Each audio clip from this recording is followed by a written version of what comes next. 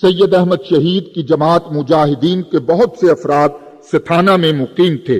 شیخ الہند نے مولانا عبید اللہ سندھی اور مولانا سیف الرحمان کو آزاد قبائل میں تبلیغ جہاد کے لیے بھیجا۔ حاجی ترنگ زئی کو بھی تحریک جہاد میں حصہ لینے کی دعوت دی۔ اس تحریک کا مرکز یاغستان قرار پایا، جہاں سے سرحد پر حملے شروع ہو گئے۔ شیخ الہند رحمت اللہ تعالی علیہ مجاہدین کو رسد اور روپیہ بھیجتے رہے، لیکن آپ نے جلد ہی محسوس کیا کہ تحریک کی کامیابی کے لیے ضروری ہے کہ کسی مسلمان ملک کی تائید و حمایت حاصل کی جائے۔ اس مقصد کے لیے 1915 میں آپ نے مولانا عبید اللہ سندھی کو کابل بھیجا۔ وہ امیر حبیب اللہ خان کو تحریک جہاد میں شرکت کی دعوت دیں، لیکن اس نے کسی قسم کی مدد نہیں کی تاکہ امیر امان اللہ نے اقتدار پر قبضہ کر لیا۔ اس دوران ترکوں کے خلاف 8 محاذ کھل چکے تھے اور ان پر روسیوں اور انگریزوں کا دباؤ بڑھتا جا رہا تھا۔ رہنمایان ہند نظر بند کر دیے گئے۔ شیخ الہند کی گرفتاری متوقع تھی۔ آپ ڈاکٹر مختار احمد انصاری کے مشورے سے حجاز کو عازم حج ہوئے اور ممبئی کے راستے سے مکہ مکرمہ پہنچ گئے۔ ہندوستان کی CID سائے کی طرح ساتھ تھی۔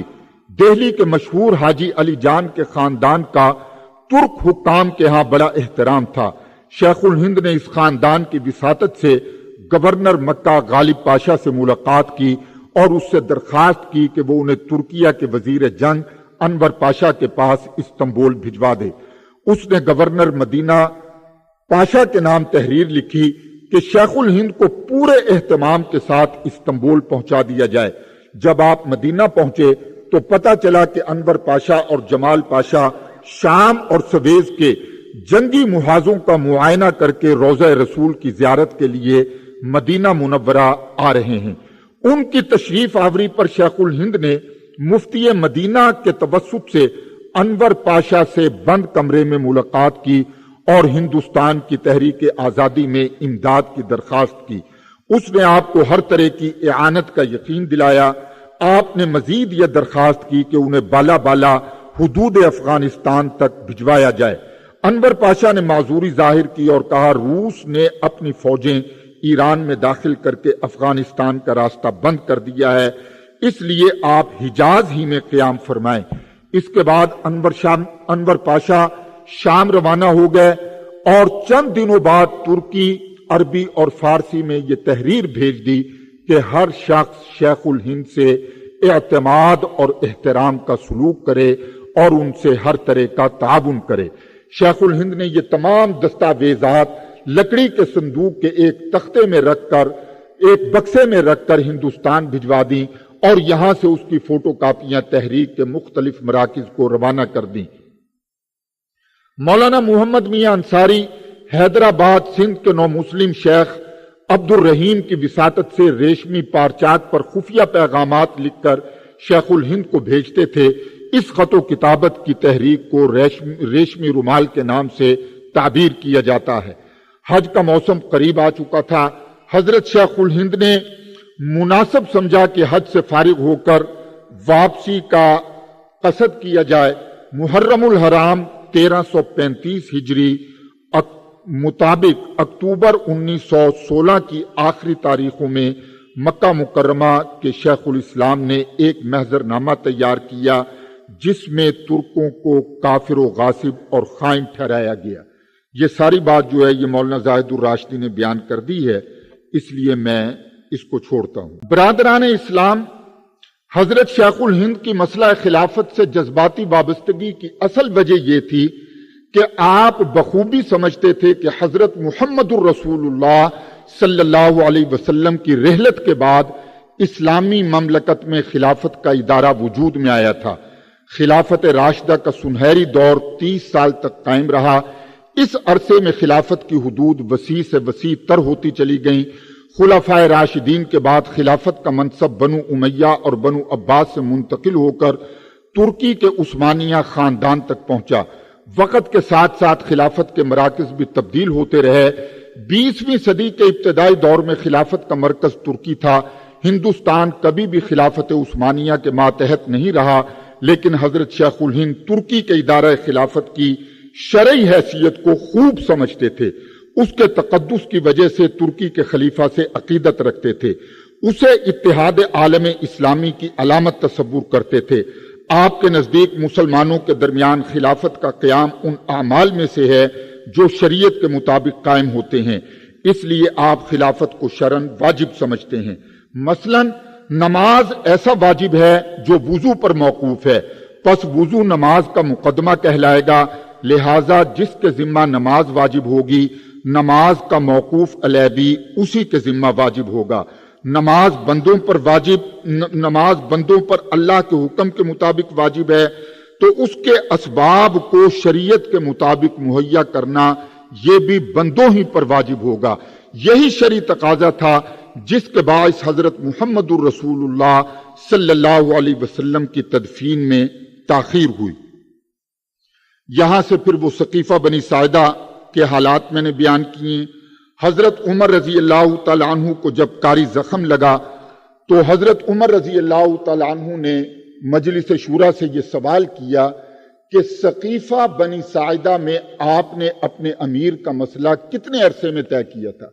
سب نے یہ جواب دیا کہ ہم نے وہ مسئلہ 3 دن اور 2 راتوں میں طے کیا تھا۔ فرمایا کہ اس مسئلے پر امت کا اجماع ہو گیا تھا، بس جس مسئلے پر امت کا اجماع ہو جائے وہ ادلہ شرعیہ میں سے ایک دلیل شرعی ہے، لہذا میں آپ کو 3 دن دیتا ہوں اور ان 3 دن کے اندر جو ہے وہ آپ اپنے خلیفہ کا انتخاب کر لیں۔ اس پر عمل درآمد کرانے کے لیے حضرت عمر نے 50 مجاہدین تلواروں سمیت مقرر کر دیے اور یہ کہا کہ متفق علیہ خلیفہ کی مخالفت کرنے والے کا سر قلم کر دیا جائے۔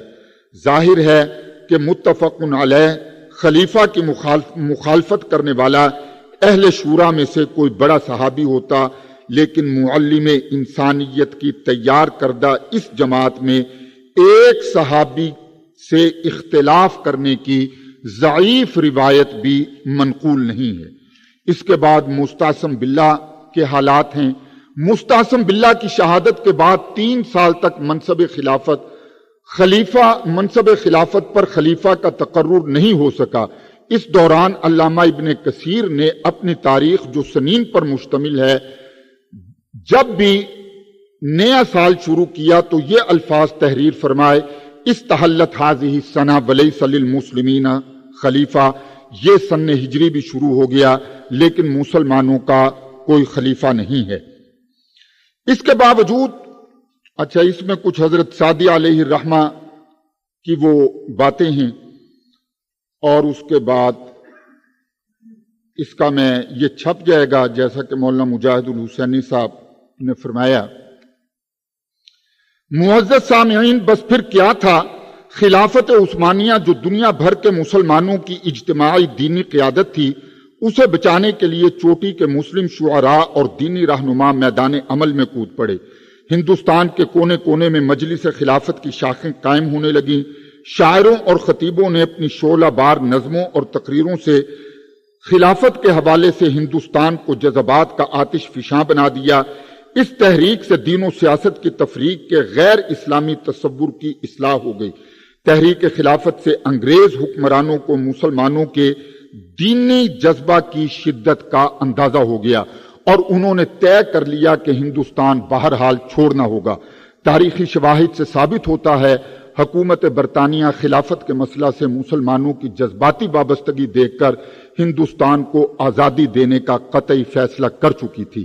تحریک خلافت دراصل اتحاد اسلامی کی تحریک تھی۔ اس تحریک نے مسلمانان ہند میں جدا گانا تشخص کو بیدار کرنے میں نہایت اہم کردار ادا کیا۔ یہ بات غلط ہے کہ ایک شخص نے ہندوستان میں 2 قومی نظریہ پیش کیا اور اس کے بعد اس نے جو ہے ملت اسلامیہ کا تشخص طے کیا۔ میں نے اس میں یہ بات لکھی ہے کہ تحریک خلافت دراصل اتحاد اسلامی کی تحریک تھی۔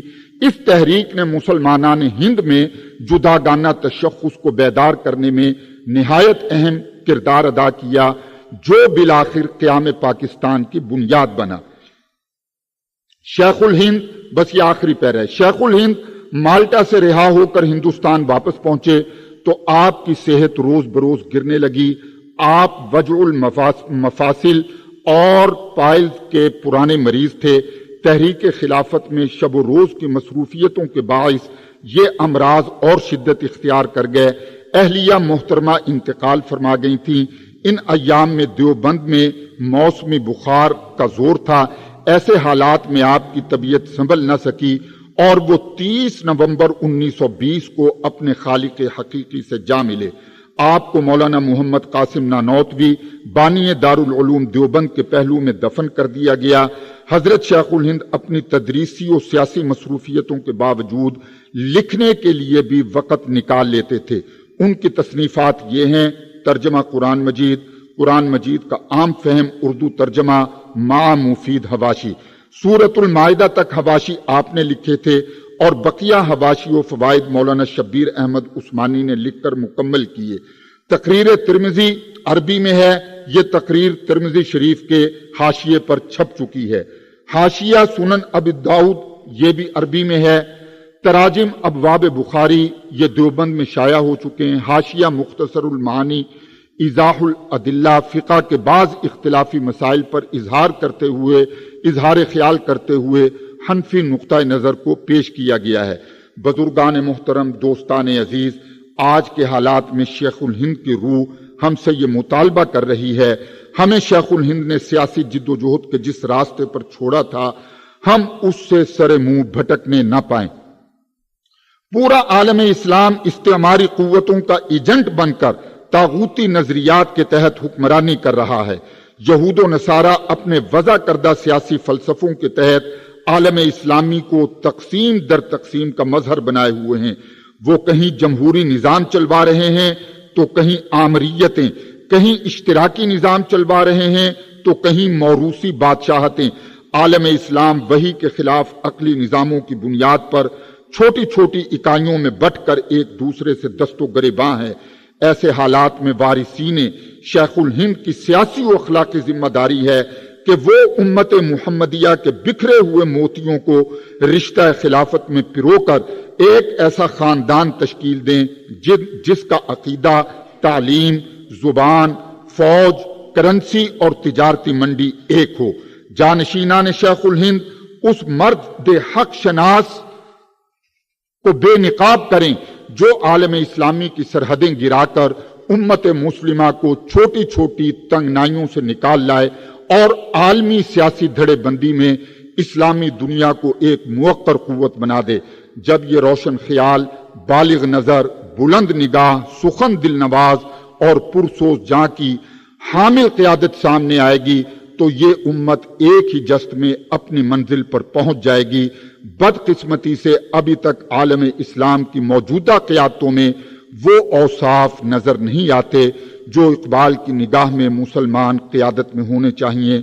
تو نے پوچھی ہے امامت کی حقیقت مجھ سے، حق تجھے میری طرح صاحب ادراک کرے، ہے وہی تیرے زمانے کا امام برحق جو تجھے حاضر و موجود سے بیزار کرے، دے کے احساس زیاں تیرا لہو گرما دے، فقر کسان چڑھا کر تجھے تلوار کرے، فتنت ملت بیضا ہے امامت اس کی جو مسلمان کو سلاطین کا پرستار کرے۔